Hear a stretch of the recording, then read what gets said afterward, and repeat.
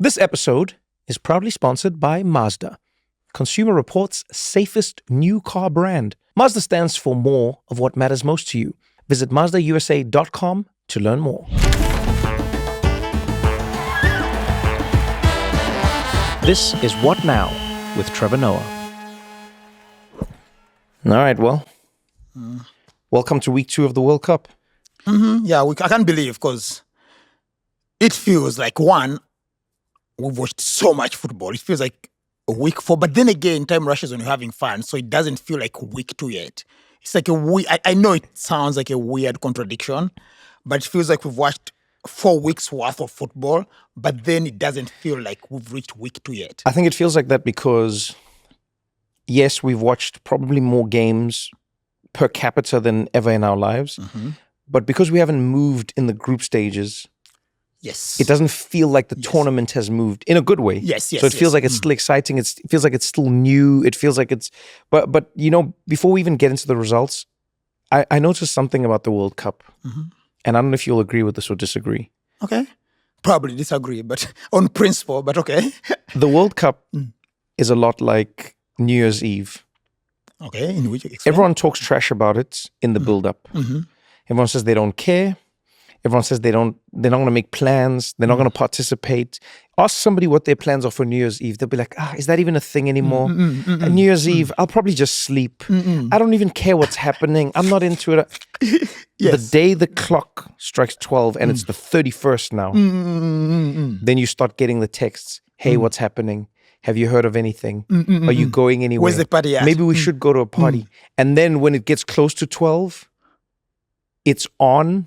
And once it's on, all you're left with is joy and regret. I feel like the World Cup is that. No, because I was thinking about this. Every single World Cup starts with the scandal. Oh, multiple scandals. And by week 2, people can only talk about the World Cup. So go South Africa, 2010. Everybody was saying, can this country host a World Cup? Is Africa ready? There's too much crime in South Africa. They don't have the infrastructure. It's going to be a bad World Cup. It's not going to go. World Cup started week 2. All we knew was football. Actually, the moment Shabalala scored that goal, finished. Everything shifted. Yes. Finished. Qatar. Oh, before that, Russia. Oh yeah, Russia. Russia was before that. People were Brazil like, oh no. As well. 2014, yes. Brazil, they were like, oh no, the infrastructure, things are not going to work. The favelas and these. You name it.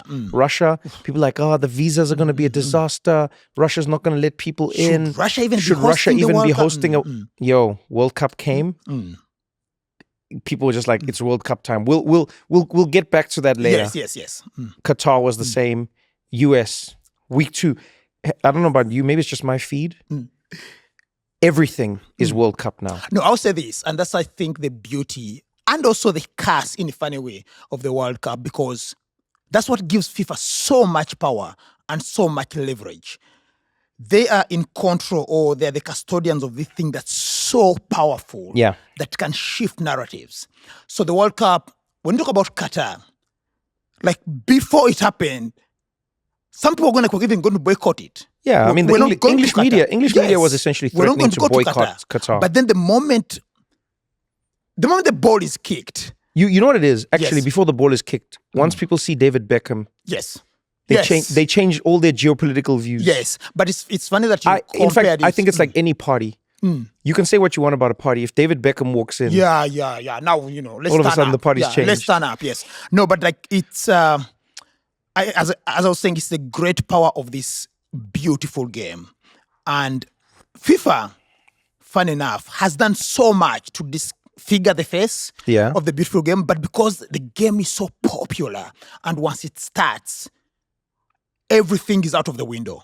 So the US, people are going about, everything that's wrong with the US. Yeah. Then the moment the game started, now everyone's just talking about the games. People are discovering different sides of America because they're getting to meet real Americans as opposed to Americans being represented by their government.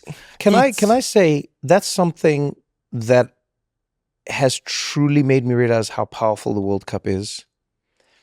I've always known that the World Cup has the power to introduce, people from all over the world to a nation that they may have had a one-sided opinion of, or like a one-dimensional opinion of, rather. I didn't think the same would hold true for America.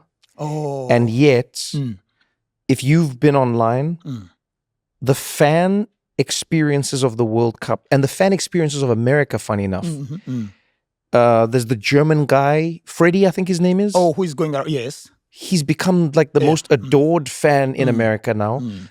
Freddie is a German guy who's just in America, who's just having a great time, just loving everything about America, meeting people, shocked at how friendly they are, discovering how big the portions are, enjoying like all the things we love about America. Yes. Giant trucks, giant cars, giant worlds, giant supermarkets. He's gotten so popular. I think he got an invite to the White House. He was on a flight that was delayed and he was going to miss a game.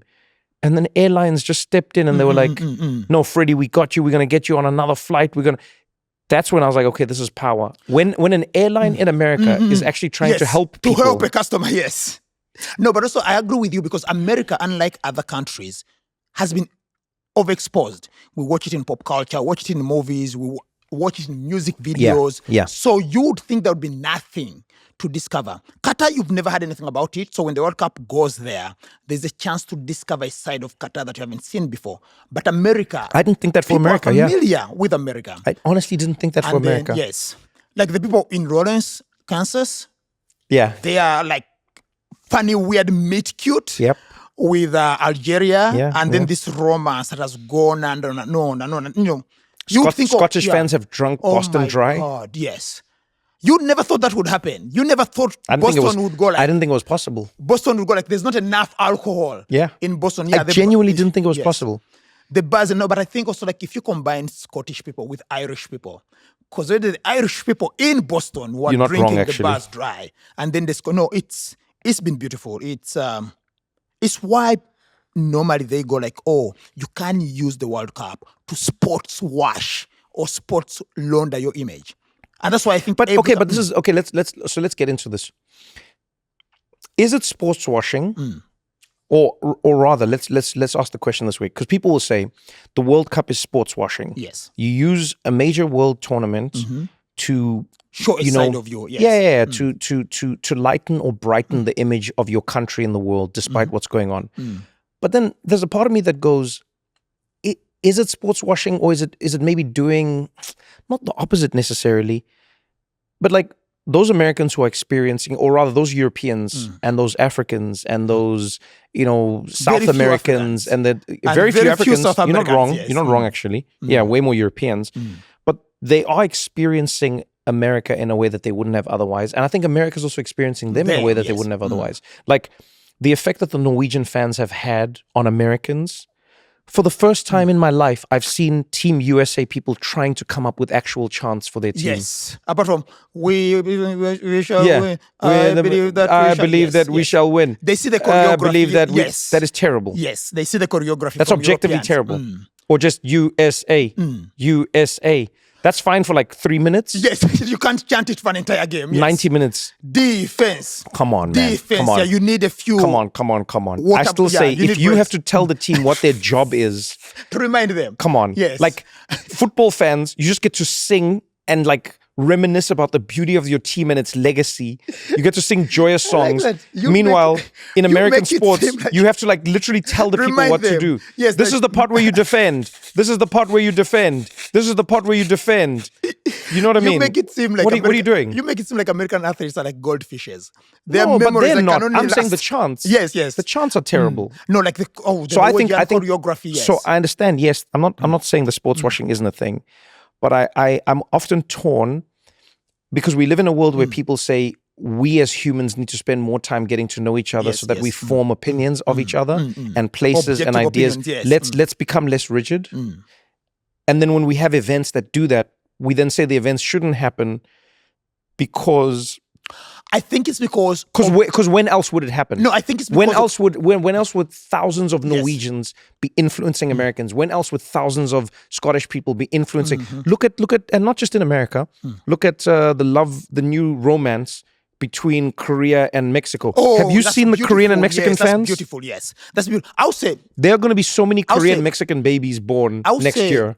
funny that you talk about the impact, the external impact on the insiders and then the insider impact on the outsiders. Because when we went to Qatar, remember we were having a conversation with one of the top guys in the organizing committee, and he told us Qatar actually didn't want the World Cup. The people of Qatar didn't want the World Cup because they thought all these foreigners who are coming in, they had only seen videos of English hooligans. Oh, yeah, that's and true. And they went like, all true. these animals are coming into Qatar. They're going to rape our women. They're going to vandalize our buildings. Yeah.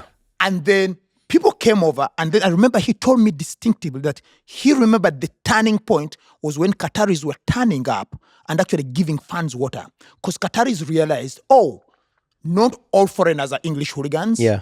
And then foreigners also realized not all Qataris think the same as their government. Yeah. They don't think LGBTQ people should be executed. They don't think all these things that we were told, or they don't think that immigrants should be so that's very interesting. But the reason I think people talk about sports washing is when you look at the countries that normally vie to host the World Cup, they're countries in need of a reputational cleanup. So, for example, Russia, they just invaded Crimea when they got the World Cup. But I'm not saying that's not true, but they had to bid for the World Cup long before they invaded Crimea. But I'm saying when the World Cup came, it helped their image. They went from, Russia, not a candidate for neighbor of the year, to, Russia, spasibo. They are not as cold as they seem. I would say, look at Qatar. Okay, so now it was Russia, Qatar, the US, then it's going to be Morocco, Spain, and then it's going to be Saudi Arabia. And I think logically the next stop should be North Korea. Man, a North Korean World Cup would be something. We'll be like, we did. Did you see, by the way... Dennis Rodman was right all along. By the way, did you see, there was a piece that I was reading, or I saw something online. It's funny you brought up North Korea. Apparently, North Korea has experienced like a boom over the past few years, like a major, and please don't get me wrong, this is relative to itself, because North Korea is still like extremely underdeveloped. There's a lot of poverty in it. But apparently they've really been doing well, ironically, because of the wars that are being fought. People forget how much money they make from arms. Yes. And also from training troops. But apparently, so you never know. Maybe North Korea could be. But okay, but I saw this video because you're talking about North Korea. I saw this video that was showing how North Korea has changed, has developed, and they're just using a parking lot. And you could see the number of cars. Yeah. The technology even. The technology. No, the technology. But this is what I mean. As much as people say you should keep a state a pariah to punish them for their actions, I sometimes wonder if the opposite isn't more true. Can you keep a state a pariah if you bring them into the fold? That's FIFA's argument. FIFA's argument always is you can't bring the football can help bring a country into the international fold. Right. So like when outsiders go to Qatar, Qatar, just by that interaction alone, it's almost like, when you hear about Europeans going and meeting these uncontacted tribes in the Amazon, just the interaction alone has like benefits to opening up. I don't think you can start diplomacy without diplomats. That's a very good, that's FIFA's argument every time. When we take football to these places, those places are always almost like it's an eye-opening moment for them. But even not even taking it to the places, look what the World Cup has done. How many people in the world knew Cape Verde was even a thing before the World Cup? How many people knew Curacao was even a thing? Speaking to you now, Curacao has a point. They have a point at the World Cup. Yes. You know what I'm saying? Yes. And they got that point against Ecuador, a team that did extremely well in the qualifying. Golden generation as well of Ecuador. So for they Curacao... scored for like a heartbeat there. They were toe-to-toe with Germany. And for them, it was a win. No, it was a win. But then again, as you see, Cape Verde, their goalkeeper going from, a few hundred followers to 9.4 million, 11. Yeah. It shows that power of the World Cup. But again, man, I can see what the activists are talking about because the government will always use. Because anytime you give something as powerful as the World Cup to a power-hungry maniac, they'll always abuse it. But as you're saying, also once it brings people together, because if you look at the people who love the beautiful game, or in the case of America, the people who didn't love but now have fallen in love because they're seeing Norwegians choreographing this Viking rowing thing, or they're seeing like Scottish people just having. Yeah, man. I think it's. Look, I think both arguments have merit.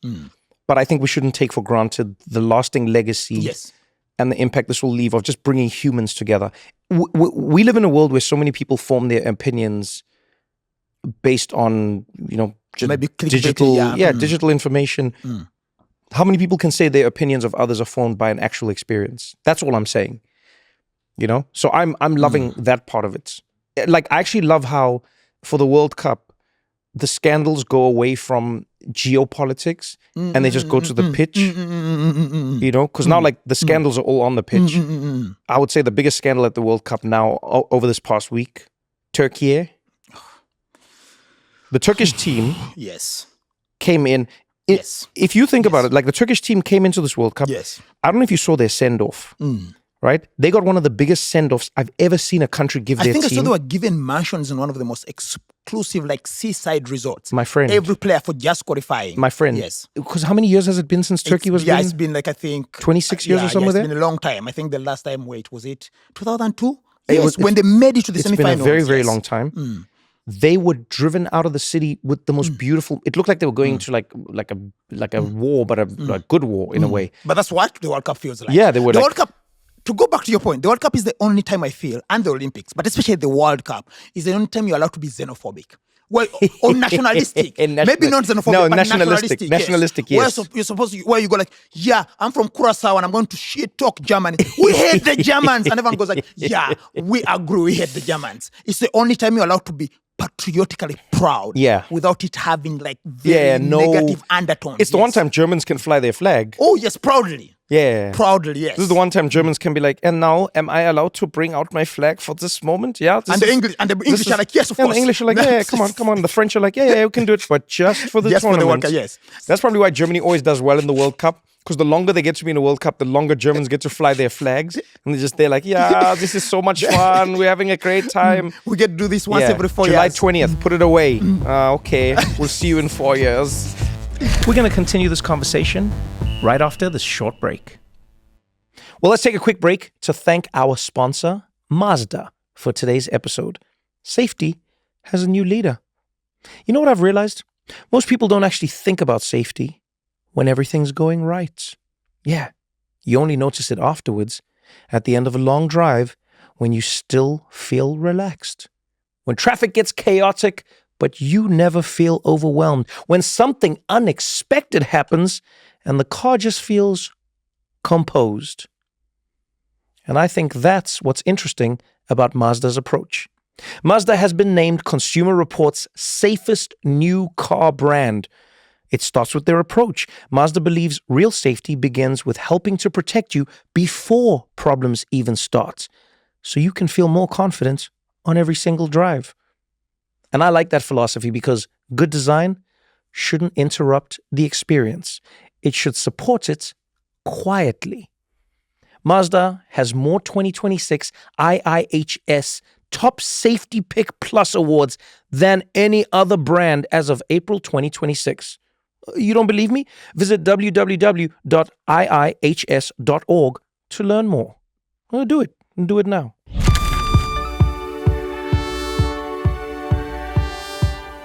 No, Turkey, you was talking about Turkey. Yo, man, that you look at it.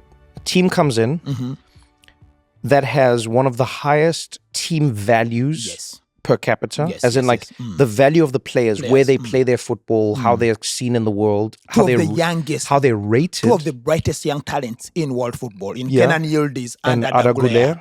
Yeah, Arda Güler and Kenan Yildiz. And also the mixture of experience with Hakan Çalhanoğlu. Yes. Yeah. And you think of a team like that, everyone was like, oh, their group is easy. Yes. So every pundit expected them to cakewalk the thing. Instead, they are now confidently out of the World Cup. Without a goal. Curacao was done better than them. That's wild, man. Haiti is doing better than them. Cape Verde is doing better than them. The thing is, that's wild. You do realize, like, if you think about like their story, I was thinking about like Turkey is basically the reflecting pool of national teams right now. The reflecting pool, the DC reflecting pool. Yeah, the DC reflecting pool. Okay, explain this, elaborate. It was released to much fanfare. Okay, yes. There was a massive overhaul. Yes. Tons of money was pumped into it. They made this grand announcement with extreme expectations. Yes. And much sooner than people predicted, the paint started peeling off. Things fell apart, yes. And it fell apart, and it became one of the biggest disasters we've ever seen. In a like a space that really no one. The reflecting pool. It would have been one thing if they said, "Oh, the reflecting pool," after like 2 years. It happened in a comically short amount of time. That's what happened with Turkey. It would be great if also Turkey had Abraham Lincoln just looking on very disappointed. Just judging from his seat. I'm not mad. I'm just disappointed. No, the thing is, I'll say this about Turkey. So I've had a chance, and probably you have too. I've had a chance to visit Turkey, to visit Istanbul 3 times. You have? Yes. Why is your hair still like this? They went like, we are miracle workers, but come on, we can only do so much. Even the Turkish doctors This went is like, within no. the realm. It has to be within the realms yes. of like science. Yes, and, okay, we don't make wonders. Yeah, no, but the thing is, I've had a chance to visit Istanbul 3 times on a cruise, by the way, and every time I visited Istanbul, I feel it's like the Brazil of Europe. Huh. The fans breathe, live, and sleep football. They have the 3 biggest clubs: Galatasaray, Fenerbahce, and Besiktas. Yeah. And the fans, they're very passionate people, fiercely passionate. So I feel for them because this is very devastating. This is traumatic for them. They came in, they thought they would win, they got embarrassed. And if you've also had, like, we grew up watching European football. If you've had a chance to watch like those Turkish games, yeah, when let's say an English team it's massive. visits, oh my it's God, massive. I remember Man United visiting. It's massive. Visiting Galatasaray, the Al Samien Stadium, and it's basically welcome to hell. That's what they call it. Yep. And when you would watch like teams go to the, where Fenerbahce used to play, it was called the Sakoro Sarokoglu. Those stadiums really feel like, I wouldn't even know how to describe them because an American wouldn't get it. They feel like you've entered. You know when they say the fan is the 12th man, it genuinely feels. It's like Anfield, but with flares. But why didn't that translate into the World Cup? No, so they have, and this is why. 0 goals, No, Joe. so this is why I feel for them, because the 2002 team was their golden generation before this golden generation. And if you remember that team, they had Hakan Shuka in front. They had Hassan Sass, Umit Davala. Yes. They had like Tugay and Emre and my Alpay question to you is what happened now? So when they came in, they thought, I think they were shocked by their, also they don't have a natural number 9. I think they're struggling. But Joe, we're at a stage where we're just asking about a singular goal. No, I'll say this about the World Cup. Remember, every team that shows up at the World Cup, like, there are no pushovers at the World Cup. That might sound weird when you've seen some of the scorelines. But people forget that every team beats a bunch of teams to get here. Like Italy is not in the World Cup because of Bosnia. Yeah. And Bosnia hasn't had like a good World Cup. But the thing is, every team at the World Cup is playing every game like it's a World Cup final. So when some people go like, oh, it's 48 teams, they're going to be small teams. No, my friend, when Curaçao is playing, that's the biggest game of their lives. Yeah. When Cape Verde is playing, that's their World Cup final. I think maybe that's something people forget, whether actively, like subconsciously or consciously. I think a lot of people forget how many teams are at the World Cup not because they were chosen, but because they won. Yes, they won. They earned their place. Every team is here because they won. But I think sometimes people make it seem like, oh, that's cute. They went and fetched Cape Verde. Oh, that's cute. They think it's like a Cinderella story. Like Azerbaijan is here. Yeah, like America's Got Talent or something. It's like, no. This is like an active story. But this is why I think like Turkey's really going to have to. There's going to be a lot of what do they call it? There's going to be a post-mortem. Yeah, so Vincenzo Montella, the coach, is certainly going to lose his job. Yeah, and I loved him as a player. It's going to be massive because here you have a team that maybe wasn't expected to win the whole thing by their fans, but the fans expected at least to make a late run. Rounds, yes. A late run. Because of the expanded format, by the way. Yes. Because of the expanded format, there's actually a high expectation on teams because there are easier games, there are easier moments in groups. Also, you don't have just to finish second. Exactly. Yes. This 8 third-place teams are going to go through. So their fans are saying, yeah, we didn't expect everything, but we expected something. And then you've got that happening. And I find it interesting how I think a lot of the pressure is compounded by the fact that this is also the World Cup. It's like the Cinderella World Cup. Yes. So it would be one thing if Turkey was losing their games and that was that. It's something else when you're a Turkish fan watching your team lose its games while Curacao is scoring against Germany, while they're getting a draw against Ecuador, while Cape Verde is getting a draw against Spain, while you're watching Japan go toe-to-toe with the Netherlands, thrashing Tunisia, while you're watching clubs, Team USA, also the embarrassing turning into prime Barcelona. Also I feel like the You know what I second mean? game, I feel the second game they lost was very embarrassing because Paraguay were reduced. Paraguay, first of all, had lost to the US badly. Yeah. So they went like, oh, this is a game we should be able to win. Because you went like, okay, Australia sucker punched them because they dominated that game. Yeah. They created all the chances. So you went like, okay, that's a bad day at the office, we got sucker punched. But if you watch Uruguay get dominated the way they were dominated by the US, you went like, oh, this should be a cakewalk for Turkey. They lose 1-0. Paraguay plays most of the game, 10 men, because Miguel Almiron was sent off for that. Yeah. And still Turkey couldn't find a way. By the way, do you think that should be a red card offense? I think it should be. I think Why? FIFA is saying you should say it with your chest. I don't think it should be a red Say card. it with your chest. No, because when you do this, I don't think and it you should know be a where red it comes card. from. It comes from Vinny. Yeah, but I don't think and it should be a red Cristiano. card. No, I think it should be. I think it should be because when you say, I think it should be a yellow card. Okay, let me tell you why. okay, For me, a red card, and I'll preface this by saying, I choose this because of when the rule was enforced. okay, Whenever there's a new rule in football, I think we shouldn't take for granted how reflexive so many actions are in the game. Yes. Okay, athletes all over the world Yes. have gotten very comfortable doing this. Even on the bench, when they speak to each other, they do this. Watch the New York Knicks at the victory parade. They're doing this the whole time. They're speaking to each other because they don't want their lips to be read. Okay, you get taught to do this. Put your hand in front of your mouth. Put your hand in front of your mouth. Now it's a new rule that gets brought into the World Cup a few months before the World Cup, not like years before. Yes. Right, so you don't get to like play it in the leagues. You get to the World Cup. There's a moment. You just do your default. You put your hand. It's instinctive. Red card.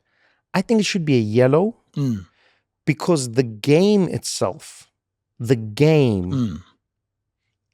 is disrupted so much by this decision that you should give a nation an opportunity to be like, oh no, that person, like, you know what I mean? Also, by the Miguel Almiron, one of the nicest guys in the game. I hate agreeing with you, but now that you put it like that, you're going like, oh, there should be an off-ramp. Because also, and it would be fine. I agree with you. You know what? Even Even if they said to the opponent, what did he say to you? Even if the opponent said, no, he said something about my mother or whatever, it's fine. Yellow card. No, I agree with you. But I hate it, but I agree with you. Yes. If the player says he said something racist, then the ref can say red card. No, because that was the origin of the rule. Yes. Vinny said, Cristiano said something racist. Yes. Cristiano said, I didn't say anything racist. And you can't prove it. The referee couldn't prove it because Cristiano had. But the thing is, where I agree with you, and I hate it. I hate this moment. Where I agree with you is the off-ramp. This was a decision. This was a rule created basically 2-3 months ago. Yes. And the players have been doing this their whole lives. Yeah. Because even Messi, when Messi's it's like taking your shirt off after you celebrate. Yes. You can't go to red card. There should have been an off-ramp. You know what I mean? You can't go red card for time wasting. And I mean, now time wasting is like more common. People understand it. But I think there are certain things where we forget that it's just like part of the game. It was a very reactive rule as well. It reacted to a particular incident because that incident involved a star player. Do you remember when they said only captains can speak to the referee? Yes. They made a new rule.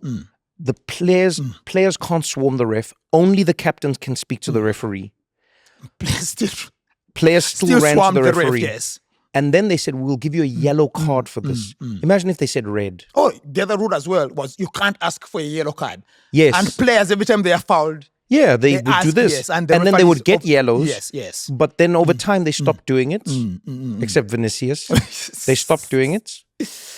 But imagine if it was, guys, red cards are such, a red card for me is such an egregious offense. It changes the dynamic of the game, changes the complexion, conditions the whole game. The good thing for Paraguay is it didn't cost them, ultimately. And that's in the game. Now we're going back. Imagine if you're a Turkey fan going, these guys got a red card. But I have a question for you. Turkey and Tunisia, who is having a worse World Cup? Turkey. Turkey? Yeah, Turkey. Because Tunisia fired their coach after losing 5-0. And we'll say they improved because they lost 4-0. No, but Turkey's having a worse one because Turkey had. Look at the team. Look at the team. Look at the footballing heritage. Look at they're in a moment. Turkey's having the worst one. No, but you know who was spared? Actually, the blush is funny enough. I think Turkey would have wanted to do what many of the other clubs who had a shaky start did. Okay, teams, yeah. So Brazil. Oh, I see. You know, like Brazil came out and said, "We've seen every meme, we've seen every critique, we've seen every pundit." Carlo Ancelotti switched out his front line, put Cunha in, benched Igor Thiago, said, "Okay, let's play this game, let's get out there," and very quickly they were on top of the game. It helps when you're playing Haiti, though, in your second game. But we say that until you're drawing against Cape Verde. Yeah, you're right. Yes. You know what I mean?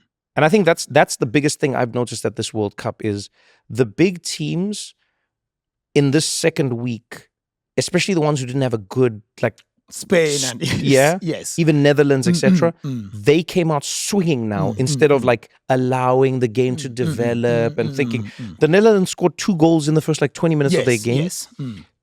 Sweden turning Brand Broby into prime Kluivert and also Cody Gakpo into prime Ruud van Nistelrooy. But that game, we'll talk about that game. Should have who else? You felt it was closer, yes. Scored Brazil scored their first 2 goals. How quick? Do you know what I mean? It's like I think a lot of the teams are realizing this isn't a league match. It can't have the pace of a league match. You want to get in, get your goals as quickly as possible, and then get into the game. And Spain, you saw that in their game, right? Came out, first 2 minutes. First game, they were like, "Oh no, let's build it out, tika-taka, let's feel the game." They're like, "No, this is not," because they forget that their opponents are so happy to get a draw. You know what I mean? You can a draw is valuable at this World Cup, especially when third place gets you through if you're in the top 8 third teams. You know. But now the teams came out: Brazil, guns blazing; Spain, guns blazing. But I think also the thing with opening games are always very cagey affairs because no one wants. I mean, like when it's your first game in the World Cup, it's almost like look at England. Look at England and look at France. Croatia, though. Yeah, but look at England and France. Yes.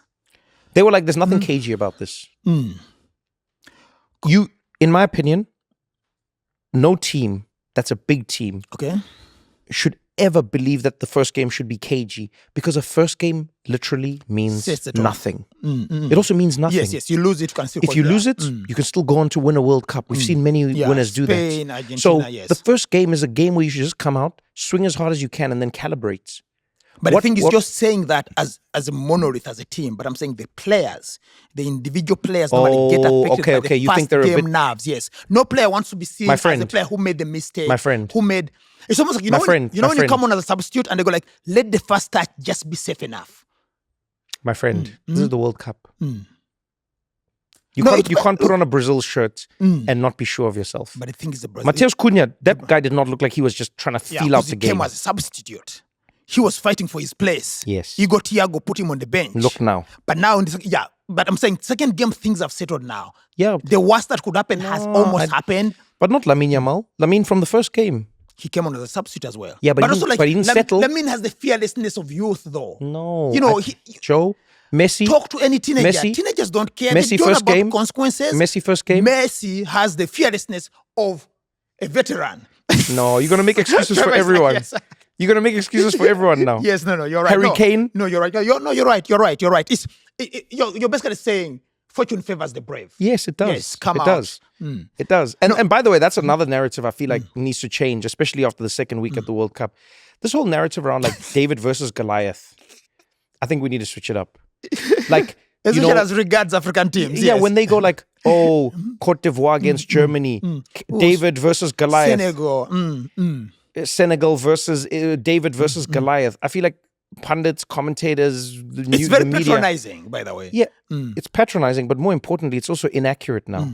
Okay, first of all, physically, if you look at the actual players, it's reversed. Yes, yeah, the roles are definitely reversed. Right, Germany was struggling for size. So you're saying it's wrong, both metaphorically and also literally, yes, and quite literally. And secondly, I think we've outgrown that metaphor, David versus Goliath, because it's not David versus Goliath, you know? It's not like, oh, can David defeat Goliath? No, David is now a world beater David has multiple players from Europe playing in his squad. David now has some of the most talented David has been in the footballers. gym. David's been in the gym, taking steroids, taking yes. creatine, doing his thing. David is like on top of it. David's got a few belts under, you know what I mean, on his waist. I always had a problem with the original story anyway. Why? I felt David was a wimp. He was just throwing things, like, come on. Nah, man. Can I tell you? It's actually funny you say that. I remember reading something that says we might have misunderstood that whole story if it was a real story that happened. Because they're saying, by all accounts, Goliath may just have been like this very big lumbering man. Oh, okay. And David was actually nimble, was like super quick with his slingshot. It was actually a bad matchup for Goliath. Yes. Okay. Goliath, it was actually bad for him. Even if you read it in the story, in the Bible, like David comes there and he's like, I don't need all this armor. I don't need... because it will weigh me down. Yeah, he's like, it'll weigh me down. And so like Goliath is there, this lumbering, you know what I mean? I see your point, yes. And that's what I think it is. In a weird way, it shouldn't be, will David beat Goliath? It should be like, is Goliath still what he's hyped up to be? Oh, okay, yeah. I feel like a lot of host nations, or a lot of the big nations, the old winners, European nations and South American nations, they're just old Goliaths. Like England, they're considered a Goliath. Yes, but when was the last time they won a fight? The big fights. That's why I'm thinking it comes down to the recognizability. When was the last time Brazil won its big fights? Yes, it comes down to how recognizable your players are. When was the last time Italy hasn't met the Italy's still considered a Goliath. Yes. When was the last time Italy... Think about it. Since 2006. Come on. We're still calling these teams Goliaths. At some point, we've got to change the term now. It can't be like... It can be like, yo, is this Goliath still Germany Goliath? Didn't make it out of the group 2 consecutive World Cups. 2018 and 2022. And still, you get what I'm saying? No, I hear you. I think all of these games, you can't look at Senegal anymore. Even the way the pundits talk about it. I mean, not that I should be. It's not like I'm offended by this, but I even find it weird that even the commentators and the pundits are still and Africa, look at the Africans doing it. No one says that about the European teams. When a movie star has been so good, they cost on the hype of their success for the longest time. And then you go do you know how many bad movies Nicolas Cage had to put out for us to finally go guys, I think Nicolas Cage is no longer a star. But for the longest time, it was Nicolas Cage, box office superstar. And you're guys, I think we need to start. We need to start because, let's look at the Germany-Cote d'Ivoire game. Germany-Ivory Coast. Coming in, people would go, oh, David versus Goliath. Can Ivory Coast stand up to them? Watch the actual game. Watch the chances created. Germany was struggling, yes. There's a specific moment that we all remember. If Simon Adingra... First times that ball, yes. Just puts it on target. Nicolas Pepe, by the way, late in the game as well. All of a sudden, the game has changed. You know what I mean? It's not like Germany was all over that team. Germany scores a phenomenal goal. But even that tells you something. If you have to score a phenomenal goal to win the game, it means that you weren't the Goliath you thought you were. Yes, but I think Spain against Saudi Arabia. That is you can see that this is a lopsided competition. But if you have to put together the most amazing pass, the most amazing touch and turn and shot to get your goal, then, my friend, this wasn't a mismatch. No, but I think... Does that make sense? No, but I think it's still... And I agree with you, but I think it's also about the legacy, how many titles you've won. But that's my point. I'll give you an example. Germany versus Ivory Coast. Yes. When Germany scores, when Dennis Under, quick turn and that first time shot, first of all, by the way, a natural finisher, because he didn't even need to look where the goal was. He Absolutely out of this world. So when he scores, almost every person I know who is a student of the game, every person who has loved the game for a long time, immediately went back to Gary Lineker's court. You know that famous quote by Gary Lineker? No. Where it went football is a simple game where 22 men chase the ball for 90 minutes and in the end the Germans win.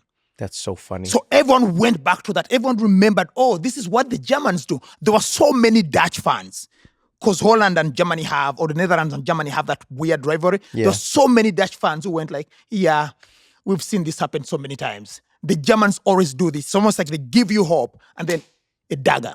So I think it's about the legacy. And you're right. I hear you. But at some point, we're going to ask ourselves, is Goliath the underdog now? That's what we're going to ask ourselves. You know what's happening? Because Americans would relate to this. It's the legacy admission.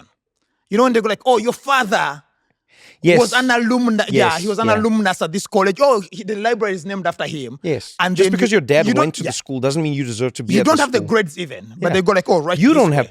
Germany won the World Cup. Yes. Not this German Not this squad. generation, yes. You get what I'm saying? This current Argentina squad won the World Cup. Yes. Yes. See, that's different. Yes, that's different. This yes. current French squad won the World Cup. That's different. When you So look you're at like the pieces, So you're saying a Italy, lot of it. Italy shouldn't be getting into a college. You can't. You can't. Italy You should be going to a community you can't college still somewhere. You can't still be riding on the coattails of a generation that doesn't exist anymore. Oh, we've won the World Cup. No, we. Who's we? That's where if you had like an African parent, they would be quick to tell you. they would be reminded. You'd be like, we bought this house. They'd be like, who's we?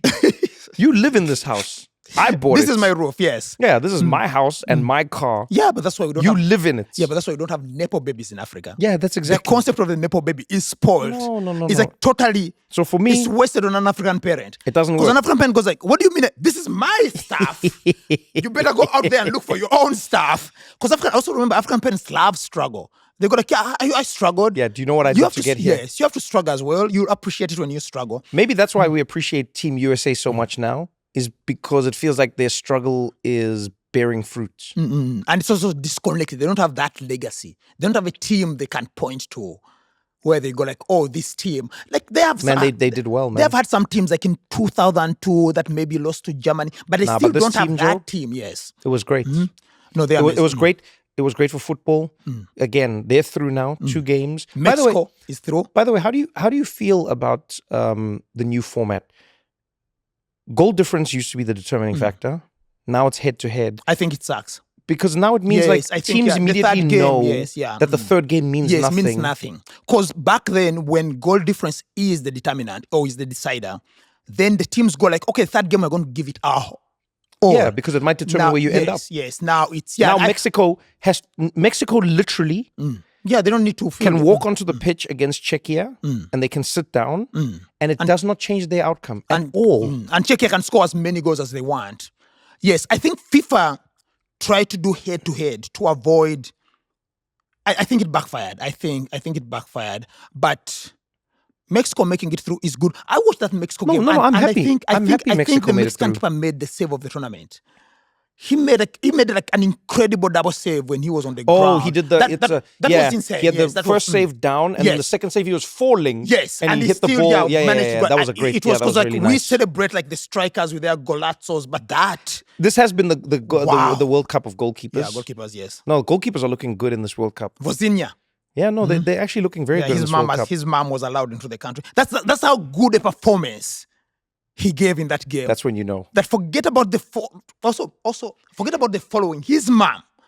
You know, And that's when you go like, how good were you? Yes. I was so good that America changed its immigration policies for Yes. my mom. And also the mom was received as like some kind of returning Like a conquering- dignitary. Yes. But also like Vozinha's story is so interesting. And I think we touched about this Yeah, we during did. the We game. did last time, yeah. He got like millions of followers. And he's almost like the reverse Spider-Man, because with great power came great irresponsibility. So he received 14 million followers, and the first thing he did was follow everybody, every Instagram buddy that he could find. Hey man, live your dream. You know? Also at 40, this is his last dance. And he's going like, I'm going down swinging. Yeah, no, the keepers have been outstanding. What are we excited looking forward? What are we looking for? Looking forward, I'm very interested, one, in how Sweden navigates their last game. You know, let's talk about that game before we go into what's I'm coming very up. interested. Yeah. I don't know what your analysis was. I think that's one of those games where the score doesn't reflect the chances. So Sweden is a very spiky team. And what I mean by that is, you know, like I think a team that's well balanced has a very smooth shape to it. So its good moments and its bad moments are not particularly far from each other. So it creates like a really beautiful, smooth shape. Okay. Then there are teams that are just like bad, so it's like a small circle. But then you have spiky teams. Amazing moment, terrible moment. Amazing moment, terrible moment. Amazing moment. Because Sweden is so spiky, they conceded in every terrible moment. But they had like really good spikes where they could have scored and they didn't. Like I thought Isak was fantastic feeding the ball to Gyökeres. I think Gyökeres was fantastic feeding the ball to Ayari. Yes. Ayari should have put a ball on target. Gyökeres, I think, should have been a little bit more clinical. There were like 3 or 4 chances where Sweden could have scored and should have scored, in my opinion, and they didn't. And then And they that got punished, turns the game because when it's 2-0 and you make it 2-1, yeah, of course. Now it's a totally the different Netherlands game. is a bit shaky now. And we've seen them against Japan, yes. If it's 2-1 or 3-1 and you make it 3-2, Again, momentum, shakiness. I just felt like Sweden, I think people are writing Sweden off prematurely. I think they ran into a Dutch team again, because also you are talking about teams that started in a cagey manner and then canned on the style. Yeah. The Netherlands did that in the second game. I think they ran into a Dutch team that finally got its tactics together. Because remember in the first game, they played Daniel Maren as the lone follow, as the lone forward. Yeah. And then because in this game, Somerville was struggling with a knock, they moved Daniel Maren to the wing, and then they brought in Brian Brobby, who's like a handful. I've always thought Mullen is better on the right. Yeah, no, so that's what they did. And then they brought him because Brobby killed them. He killed them with his physicality, he killed them with his strength, he killed them with his running. And I think for the longest time, especially in the first half, Lindelof and his defensive partner couldn't handle that much power. You know what it made me wonder, actually? I wonder if, Brobby and Haaland and a lot of these, even Lukaku for glimpses. The big strong boys, yes. I wonder if football, like fashion, is experiencing its come back to bell bottoms moment. Oh, it went through the small forwards. Where we had a game for a long time where it was all about have a big man up front. He powers through, he makes space, he gets you goals. Then that man became shorter and shorter and shorter. And smaller, yes. Messi basically eclipsed, deleted that position from the game.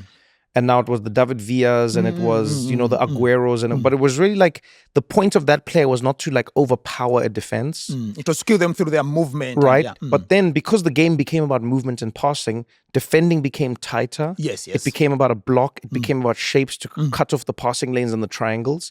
But now because of that, one of the only ways you can get a goal and you can score is to whip the ball in behind a defense or to whip the ball in or to create some sort of running chaos because that's where numbers don't help you. You need a battering ram, yes. Yeah, if you have 6 defenders running towards their own goal, it doesn't really help them as much as 6 defenders facing away from their goal. Yes, you're right, yes. Do you get what I'm saying? But I think that's the thing about soccer or football, it's very cyclical. Yeah, and so now it feels like, we are looking at Brobby as I think 5-6 years ago, that player is not on a squad anywhere. So he was endangered or even almost extinct. Yes. And now it looks like there's a space for him in every squad in the world. Even like a Gyökeres. Yes. There's space for this big, fast, battering strong player who's going to cause chaos up top. It's one of the reasons I actually think Mbappe is only being saved by his pace. I think Mbappe is one of the greatest players we'll ever see. I still think he should be playing on the left. In the middle, without his pace, he just gets knocked off a easily. Little. Yes, he gets knocked off balance. He just gets. He doesn't he's not a battering ram. Do you know what I mean? I was looking at. So for me, when I look at Sweden, because Sweden has gone back to that. First of all, Sweden uses 2 strikers, which is a rare. They shouldn't. I don't think they should. I don't know what you think of it. They shouldn't. I like when Isak played on the left. No, but then also Norway uses 2 strikers, Soloth and Haaland. Yeah, but I feel like they sort of have to. Okay. No, but I'm going so when Sweden had nothing. It wasn't just, okay, let me put it this way. It wasn't about the 2 strikers. It was about the formation behind it. Yes. If you have 2 strikers, but then you play an attacking midfielder right behind them, so you're playing a 4-3-1-2, your wings are so wide open. Gakpo and Dumfries are having the time of their lives. They're just overloading. Yeah, because now your wings are just, and the game is on the wings most of the time anyways. So people are going around you, you know what I mean? You've built a really strong front door with no walls. But that's what I'm thinking. That's why I'm very interested in how Sweden handles their last game.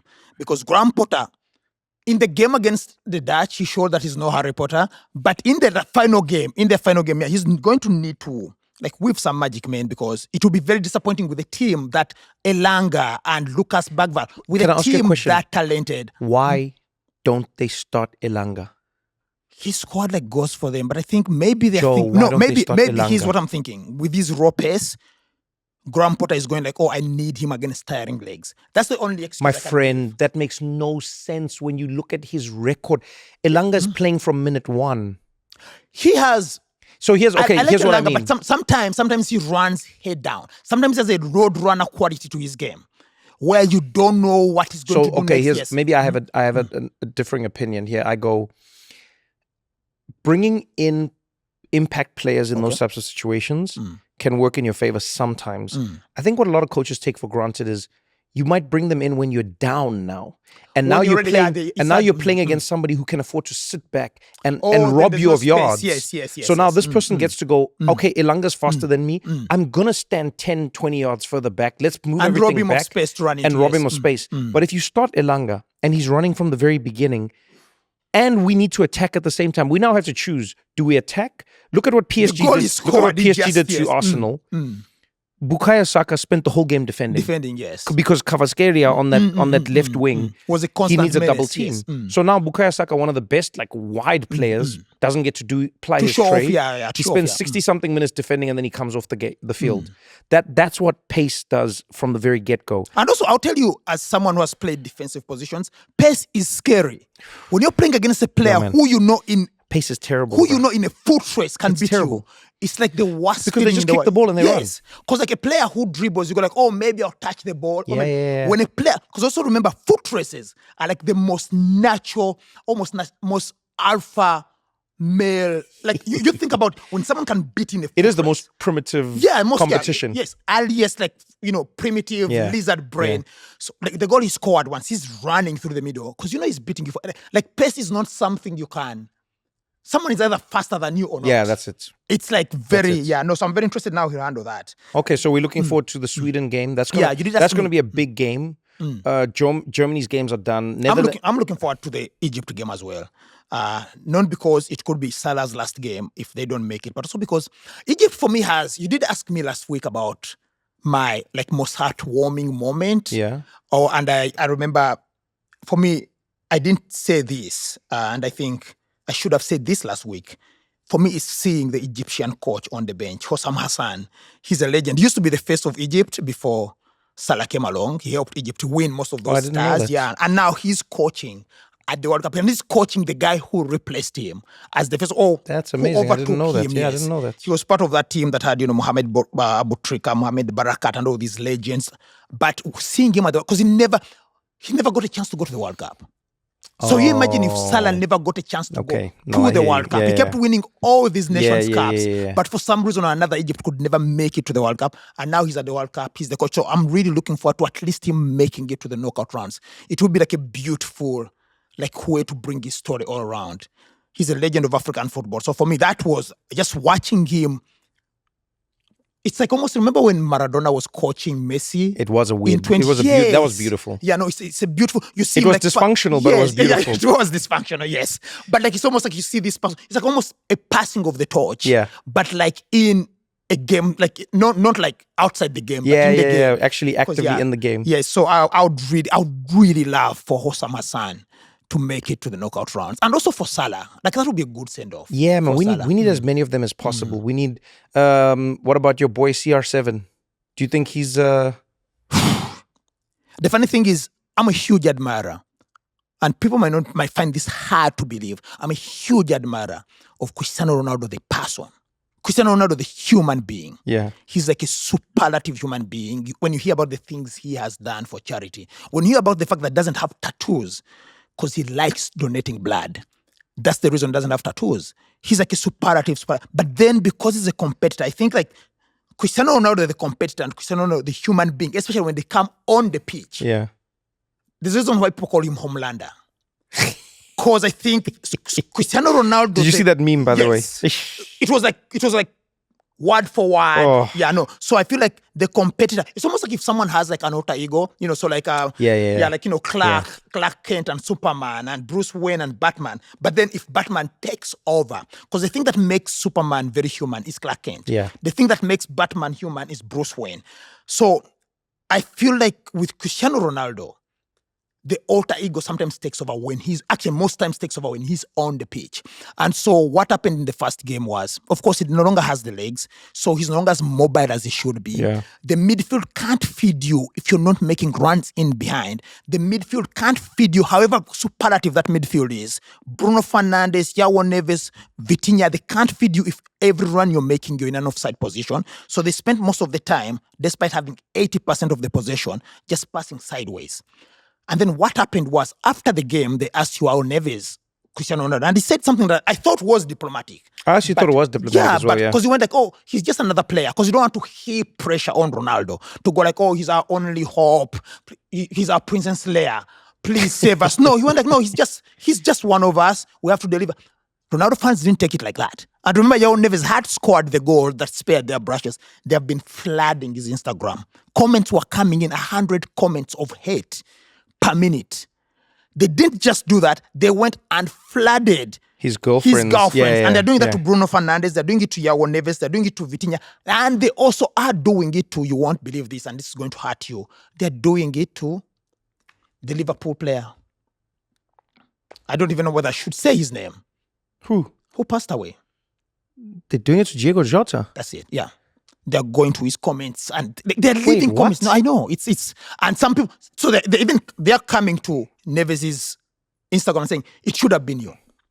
Jeez. Instead of Jota, it should have been. That's what I'm saying. Hey, I didn't even want. That's what I'm saying. That's the downside of football. That's what I'm like saying. I didn't even think I the should fans. bring up. The fans get so, Because I went like, should I bring up Diogo Jota? Because it's no, it you is. don't want to bring him up in these circumstances. But it is like they're flooding. And so I'm thinking, how is that affecting the chemistry? That's what I was wondering. I was like, is this one of those moments where you hope a coach can like shut the whole thing down and say, team, we have to do this? Or does it put too much pressure on Portugal now? It puts too much pressure because now they're going to be watching every pass. Yeah. Now they're like playing for a nation, by the way. Yes, either you pass Ronaldo or you know what's going to happen off the pitch. But also I'm going like, these players these days are online constantly. They are. So they're seeing all this. And for me, I'm just thinking, how does Roberto Martinez... You know what also people forget is in footballing nations, there's also like a strange entitlement that fans have where like footballers will talk about how they can't go to the grocery store, their families can't go out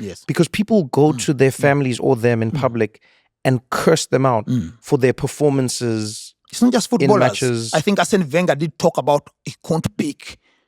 Coaches have talked about not being able to pick their kids from school because a parent comes up to you. But you see, I don't hear. Maybe it happens and I don't hear. But I don't hear stories like that in American sports. Americans are very good, I think, at sometimes. They go like, you're trash. Yes. But I don't see them with your kid. Yes. Yeah, I don't see them. I don't see stories like that.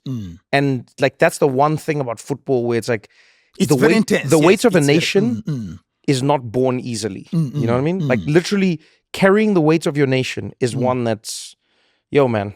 It's no joke. Yeah, so now I'm just thinking about how toxic that is for because now Portugal, the same way you said Spain, the same way you said the Dutch, Portugal really needs to win its next game. Yeah, they do. They really cannot afford not to, because the pressure is only going to intensify. Yeah. And some people are saying, and I'm one of those people, you're one of those people who are saying maybe Ronaldo should be taking on a lesser role. Maybe should go from being, when they go like, oh, the be a lead cheerleader. name, the lead name on the poster, maybe should be a supporting character. Because also when you think about the major trophy, the one major trophy Portugal has won, Ronaldo was forced off by injury. And he spent the entire final against France, Euro 2006.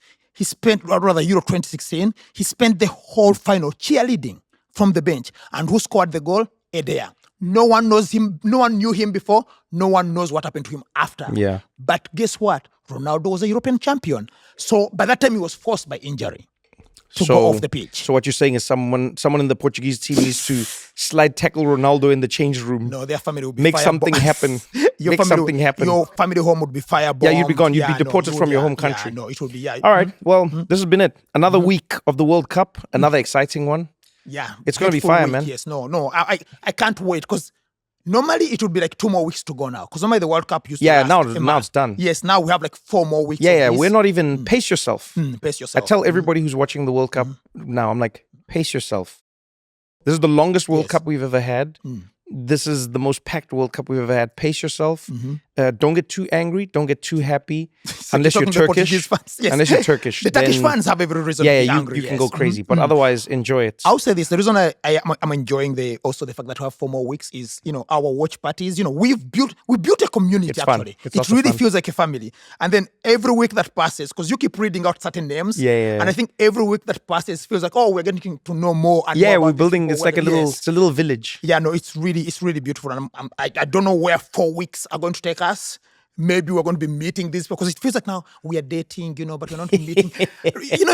You're dating, but I don't trust you yet to meet my friends. But maybe 4 weeks from now, who knows? You never know. You never know. We'll see how it goes. But Joe, this was fun, man. As No, always, man. my friend. Brother, a pleasure. I just good. said the fact that I had to agree with you at some point, but Man, as Gianni Infantino says, the World Cup brings people together who never imagined they could be together. And even Joe and Trevor can agree sometimes And see eye to eye, because yes. of the World Cup.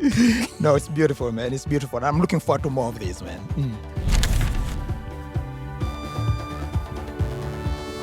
Thank you again so much to the sponsor of today's episode, Mazda. Mazda delivers confidence and control in every single drive. And Consumer Reports' safest new car brand award proves it. There's a phrase I really like. A lot can happen when an accident doesn't. And that's true. A calm drive home, a conversation that continues, a trip that stays exactly what it was supposed to be. That's what we're looking for. Mazda has been named Consumer Reports' safest new car brand in America. Mazda's safety features are designed to bring more enjoyment to every drive, not to take away from it, so you can do what you feel like doing. Mazda has been named Consumer Reports' safest new car brand, people. Safest. Visit MazdaUSA.com to learn more.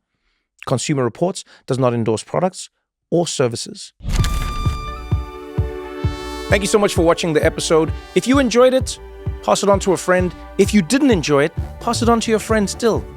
Let them suffer for a change. And don't forget to engage with us in the comments. If you want to suggest a guest, maybe there's questions you want, maybe there's ideas that you have, you can chat to us. We will read through the comments and we'll get into it. Either way, I appreciate you taking the time. Thank you for hanging out with us on What Now? And remember, we do this for you, so we would like to hear from you. Till next time, thank you.